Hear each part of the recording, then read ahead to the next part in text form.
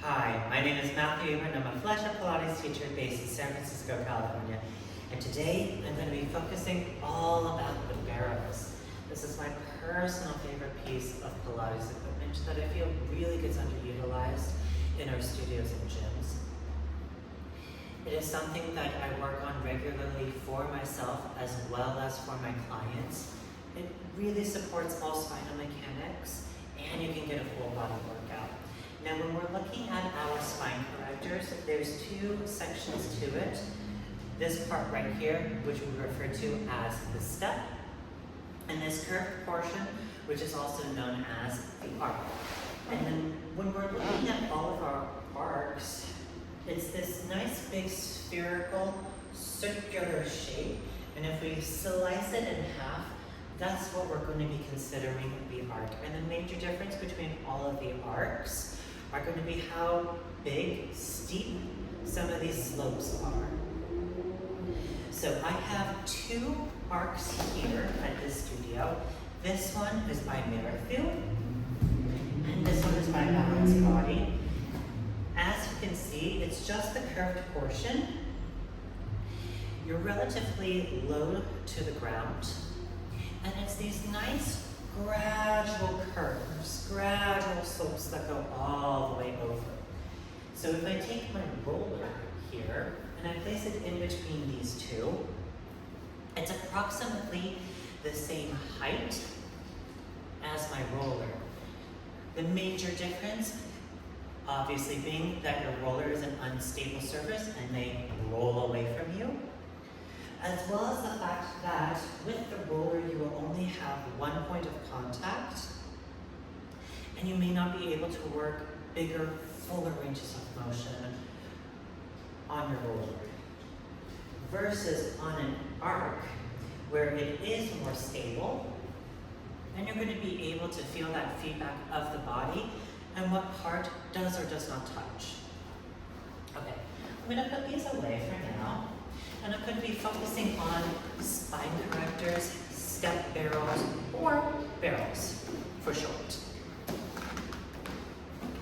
We have two different models here at this studio. The wood and leather one that I just showed you, and a styrofoam option, which I'm going to focus on now. Both are by Balance Body. This one is called the Pilates Arc. I don't know why.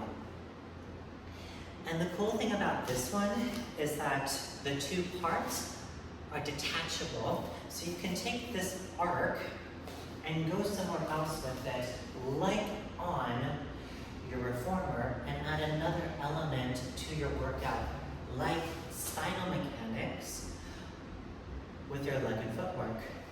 Or, of course, obviously, the other option is to keep it intact and you do your workout as such.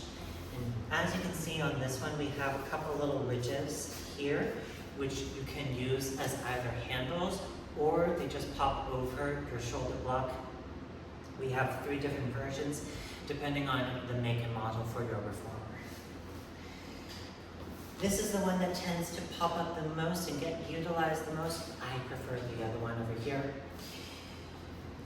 With this one, you're a lot lower to the ground in general. And we have some nice gradual curves that go all the way around. And when I'm looking at my arc, the major difference between this one and some of the other ones is that the arc starts to taper off at the top and slope more triangularly down till it touches the mat or the floor, your surface, wherever we are, if that makes sense. So instead of an arc where if you have another one, it should continue the circle. This one goes out, if that makes sense. And so what I don't really like about this model is, number one, since you are closer to the floor, it may be difficult to get out of the tight back line or hip flexors in some of the seated positions. Similarly, because of these gradual curves all the way around, there's no distinct pelvic placement and you can't really feel your sits bones wherever you are on this one. And speaking of pelvic placement, the one thing that I don't really care for myself on this model is when we place, eventually, we're gonna place the hips on top of the arc and we're gonna lie down on it. On this one, we have two options. We either place the hips directly on top, however, your head and neck are floating off, or you get the shoulder blades down on the mat, just like you would any other barrel, but your hips are further back and no longer on the top of the arc. I don't like that one. I like to have my hips in the center, so I prefer it here, but I also don't like the idea of just your head just kind of floating on the floor. And then obviously you would hold on to the sides here for support. All right, I'm gonna put this one away. And then I'm gonna talk about my Clara barrel, which is this one right here. As you can see with this one, it has more of a steep curve that goes all the way around. Balance Body also makes a styrofoam option of this one. The only major difference is that it doesn't have a frame that goes all the way around. Excuse me. So it's not as wide, but everything else is exactly the same. And then we have two more barrels. We don't have them here with me at this studio. We have the East Coast barrel, which from what I've seen, your step is a lot higher on the arc. So as you can see with this one, it starts here. From what I've seen on the East Coast, it's about another 4-ish inches higher. So your lip is a lot higher. You're not gonna go as far over through the torso, simply because we've raised it even more. It's just made out of leather all the way around, and it has two handles made out of metal down at the bottom. And it kind of resembles this one, kind of. And then you have the contour barrel, which is similar to the styrofoam option that I just showed you. That one is also made out of wood and leather, and it has two rods, which we use as handles. And now there's one other barrel that I'm going to introduce, which has two names. It's either called the high barrel or ladder barrel. I'm just going to swivel my camera around so that you can see it. And it's this gymnastic piece of equipment that kind of resembles a pommel horse, if you're familiar. Here is our barrel, and this is what we consider the ladder, obviously. And the fun part about this one is that the barrels are movable. So we can bring the barrel in or out to tailor it to the body or whatever we want to focus on. As you can hear with that loud sound, this one has a pedal to it. Some of the older models are going to have 4 screws that you can pull the barrel in and out of. I see a lot of stretching done on this one, which is a real shame. So I'm going to focus on the high barrel at another point in time. I'm going to go back to my spine corrector momentarily. As you can see with this barrel as well, it is a full arc, yes. However, it is not as steep as my Clara barrel.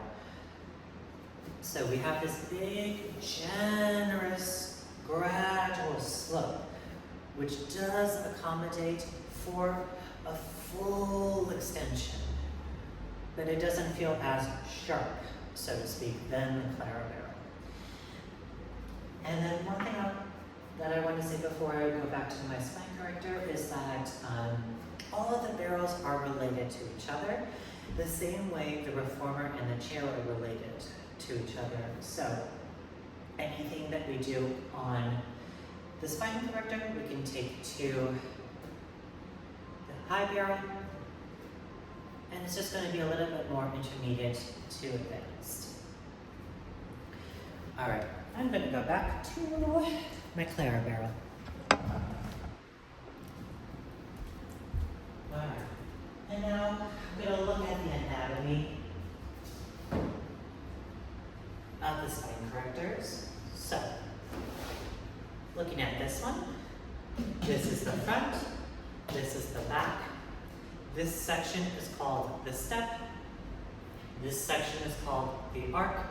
We have a wooden frame that goes all the way around, which we call the frame, the wood, the rim, etc. We have 2 handles, one on either side.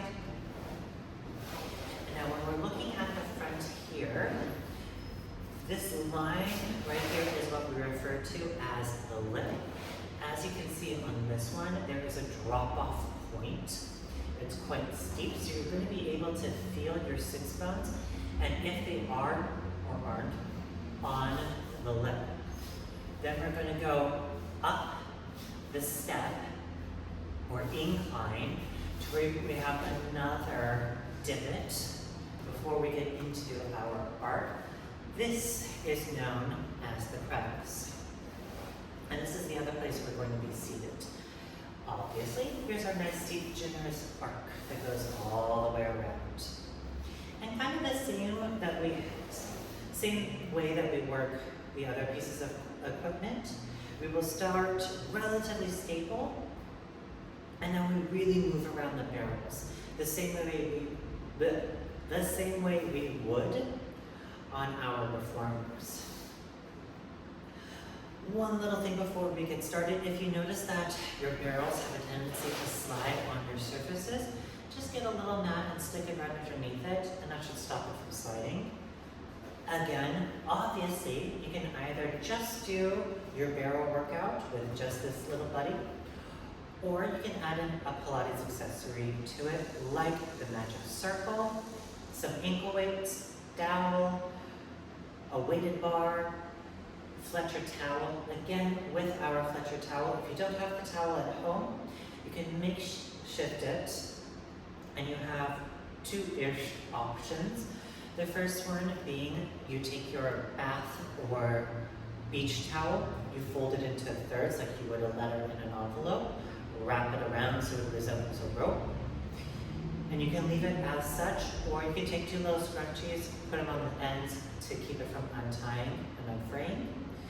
The major difference between using a bath towel versus the braided towel is going to be the grip. Depending on how much cotton fiber you have in your towels, your grip may be a little bit thicker, a little bit bigger, and you might not have as much of a pull than we do with our Fletcher braided towels.